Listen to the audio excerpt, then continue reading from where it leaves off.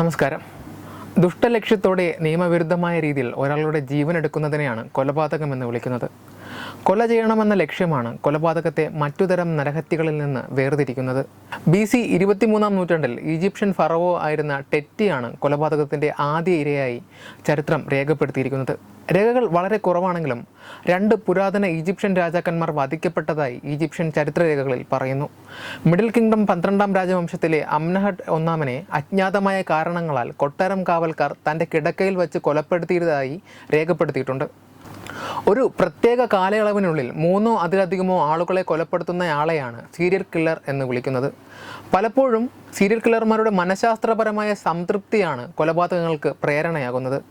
FBI report അനുസരിച്ച് ദേഷ്യം, രോമാഞ്ചം, സാമ്പത്തിക നേട്ടം, മാധ്യമ ശ്രദ്ധ ആർജിക്കൽ തുടങ്ങിയവയാണ് സീരിയൽ കില്ലർമാരെ കൃത്യത്തിന് പ്രേരിപ്പിക്കുന്നത്. 1970 മുതൽ 2000 വരെയുള്ള 30 വർഷം അമേരിക്കയിൽ കൊലപാതകങ്ങളുടെ സുവർണകാലം എന്നാണ് അറിയപ്പെട്ടിരുന്നത്.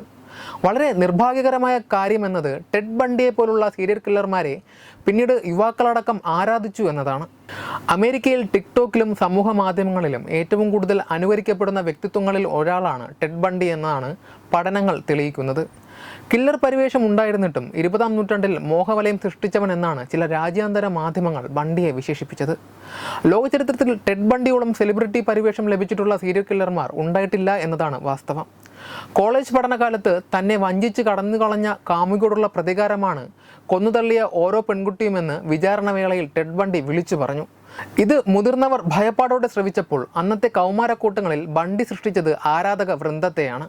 20ഓളം കൊലപാതകങ്ങൾ നടപ്പാക്കിയ ശേഷം മാത്രമാണ് ഫോക്സ് വാഗൺ ബീറ്റിൽ കാറിൽ തങ്ങൾക്കു മുന്നിലൂടെ ചീറിപ്പാഞ്ഞു പോയിരുന്ന അതിസുന്ദരനാണ് കൊലപാതകിയെന്ന് പ്രദേശത്തെ പോലീസ് പോലും തിരിച്ചറിഞ്ഞത്. 30 പേരെ കൊലപ്പെടുത്തിയെന്ന് ബണ്ടി സമ്മതിച്ചപ്പോഴും ഇയാൾ നടത്തിയ കൊലപാതകങ്ങളുടെ എണ്ണം 50 കടക്കാൻ ഇടയുണ്ടെന്നാണ് പോലീസ് നിഗമനം. പ്രണയം നടിച്ച് അതിവൈകാരികതയോടെ ഇരകളുമായി ലൈംഗിക ബന്ധത്തിൽ ഏർപ്പെട്ട് പിന്നാലെ അതിക്രൂരമായി കൊലപ്പെടുത്തുകയായിരുന്നു ബണ്ടിയുടെ രീതി. ടെഡ് ബണ്ടി എന്ന പ്രകാശഗോളത്തിലേക്ക് പെൺകുട്ടികൾ ഈയാമ്പാറ്റകളെ പോലെ പറന്നെടുക്കുകയും എരിഞ്ഞടങ്ങുകയും ചെയ്തുവെന്നാണ് അന്വേഷണ ഉദ്യോഗസ്ഥർ കോടതിയിൽ പറഞ്ഞത്.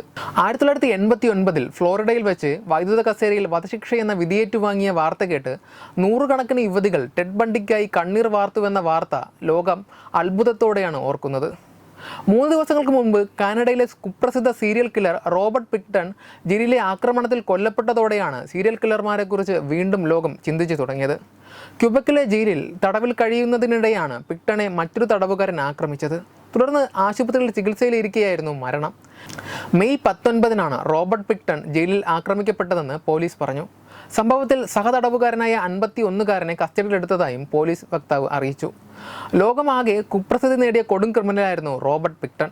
90കളുടെ അവസാനം മുതൽ നിരവധി സ്ത്രീകളെയാണ് ഇയാൾ കൊലപ്പെടുത്തിയത്. പന്നി ഫാം നടത്തിയിരുന്ന പിക്ടൺ കാനഡയിലെ വാൻക്യൂവറിലുള്ള ലൈംഗിക തൊഴിലാളികളെയും മയക്കുമരുന്ന് ഉപയോഗിച്ച് തെരുവുകളിൽ കഴിയുന്ന സ്ത്രീകളെയുമാണ് ലക്ഷ്യമിട്ടിരുന്നത്. തുടർന്ന് ഇവരെ കൊലപ്പെടുത്തിയ ശേഷം മൃതദേഹാവശിഷ്ടങ്ങൾ ഫാമിലെ പന്നികൾക്ക് തീറ്റയായി നൽകുന്നതായിരുന്നു ഇയാളുടെ രീതി. വാൻക്യൂവറിലെ വിവിധയിടങ്ങളിൽ നിന്ന് കാണാതായ ഡസൻ കണക്കിന് സ്ത്രീകൾക്കായി നടത്തിയ അന്വേഷണത്തിലാണ് പിക്ടണിൻ്റെ കൊടും ക്രൂരത പുറം ലോകം അറിഞ്ഞത്. തുടർന്ന് പോലീസ് നടത്തിയ പരിശോധനയിൽ ഇയാളുടെ പന്നി ഫാമിൽ നിന്ന് 33ഓളം സ്ത്രീകളുടെ മൃതദേഹാവശിഷ്ടങ്ങൾ കണ്ടെടുത്തതായാണ് റിപ്പോർട്ട്. 2007-ൽ പ്രതിയെ 25 കൊല്ലം പരോളില്ലാതെ ജീവിതാവസാനം വരെ തടവിന് ശിക്ഷിച്ചു. 26 സ്ത്രീകളെ കൊലപ്പെടുത്തിയതിനാണ് പ്രതിക്കെതിരെ കുറ്റം ചുമത്തിയിരിക്കുന്നത്. എന്നാൽ ഇതിനിടെ താൻ 49 സ്ത്രീകളെ കൊലപ്പെടുത്തിയതായാണ് പിക്ടൺ പോലീസ് ഉദ്യോഗസ്ഥരോട് വെളിപ്പെടുത്തിയത്. സ്ത്രീകളെ കഴുത്തു ഞെരിച്ച് കൊലപ്പെടുത്തിയ ശേഷം ഇവരുടെ മൃതദേഹം പന്നികൾക്ക് നൽകിയതായും പ്രതി പറഞ്ഞിരുന്നു. എങ്കിലും ഇതിനുള്ള തെളിവുകൾ അന്വേഷണ സംഘം കണ്ടെത്തിയിരുന്നില്ല. വെബ് ഡെസ്ക് തത്തുമൈ ന്യൂസ്.